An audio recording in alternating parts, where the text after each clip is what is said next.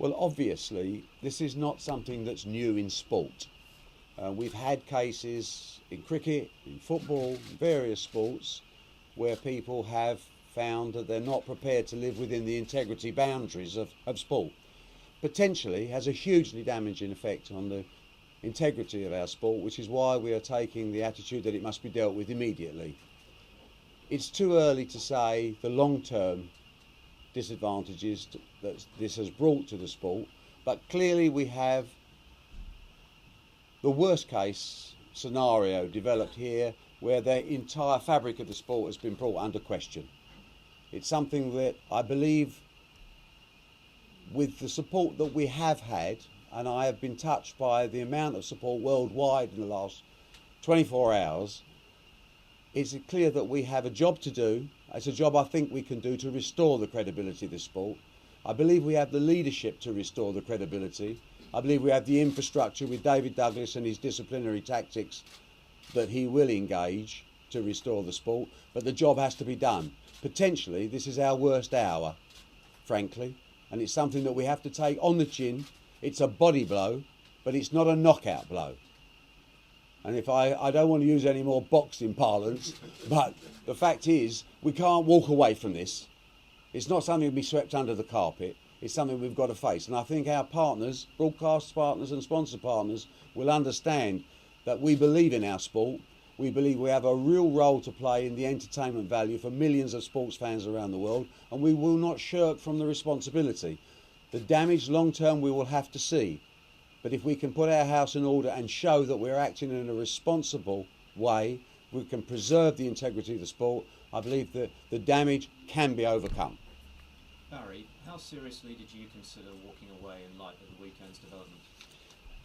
You have to understand there's two issues going around in my head. One is the personal issue. I've known John Higgins for a long, long time.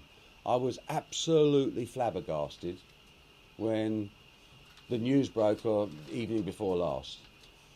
Because of the feeling I have towards this sport, which goes back to September 1974, for me personally, Terry Griffiths against Sid Hood for the Southern Area Final. I mean, this is big time. My whole life has been involved in one way or another around snooker. It started my sports business. It created my best friendship with Steve Davis. And when something like this challenges the very fabric of what you believe in, you do look to yourself in the mirror and say, is this something I want? Snooker's a big job. The last 4 or 5 months have been probably the most hectic of my life, and it's been a challenge that I've really enjoyed. I enjoyed trying to bring this sport back to the level I believe it should be operating, and this is a huge backward step for me personally. And issues that involve the integrity of a sport hit me personally very deeply, because at the end of the day I can't play snooker, I can't box, I can't play darts, but I love sport. I love the fair play issues that are involved, and the fact that money is nice, but titles are something else. So fair play is paramount. I was advised by several very close people early on, do you need this? And I had to ask myself that question. And 12 hours later, I looked in the mirror and said, yes, I do need this. I can do a job here. I think I can be useful, and I'm not the type of person that walks away on the first or second sign of problems. But there is a problem there that is identified that has to be dealt with.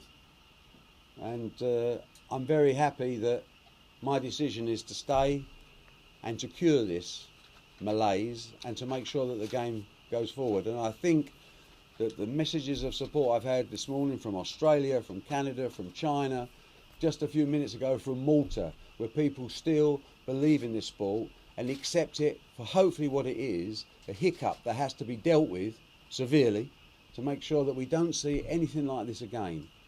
It's an important day, and it's important to realise that in life you can do one of two things. You can walk away or you can face up to your responsibilities. And I want to cure this, and I believe I can. You mentioned hiccup there, but the news of the world have said that there are more revelations to come next weekend. How concerned are you about further damaging stories to come? I'm always concerned until I know the facts. And when I know the facts, then I'll deal with them. The fact of life is that this game, in the last 4 months, has made more progress than it's made in 10 years. I'm not trying to make any excuse for anyone's behaviour if indeed someone's acted inappropriately, but we're not idiots.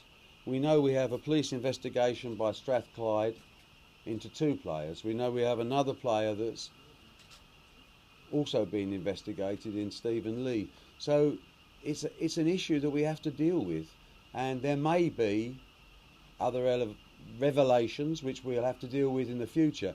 But the important thing is to get the structure right.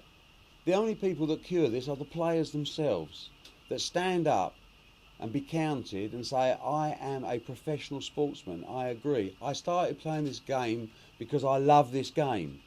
That's what sportsmen do. They have a God-given ability, but with that God-given ability comes a responsibility to play within the rules and maintain the credibility of a sport. So I'm ready for any challenge because I believe fundamentally the game is secure. And if there are any people that have bridged that gap, then my job will be, and I stress I will not shirk from it, to make sure they receive a punishment that is commensurate with the crime.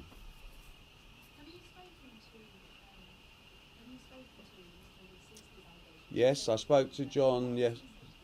Well, I mean, obviously, the guy's in bits. You know, I mean, and I can sympathise, empathise with him because it's been his whole life. You know, the guy's #1 in the world. And we had a very frank conversation, you know, because I was in the position of saying, look, you know, I'm not judge and jury here. My job is to refer it to the appropriate authorities.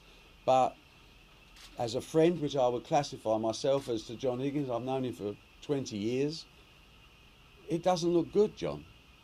You know, we all watched the video, we've all seen it. Now, whatever reasons there may be behind the scenes, and John has subsequently come out with a statement that you've all had, I think, I can only judge on the visual evidence that's in front of me. And, you know, I just stressed to John that this is something that is not going away, that it will be treated as a very, very serious offence potentially, and if he's found guilty, will carry the most severest of penalties. And obviously that's very upsetting for him, which I can understand because it's his life, it's his living. I believe he's a proud man. I actually believe he's an honest man, but I can't ignore the evidence in front of me and the damage potentially it could do to the game.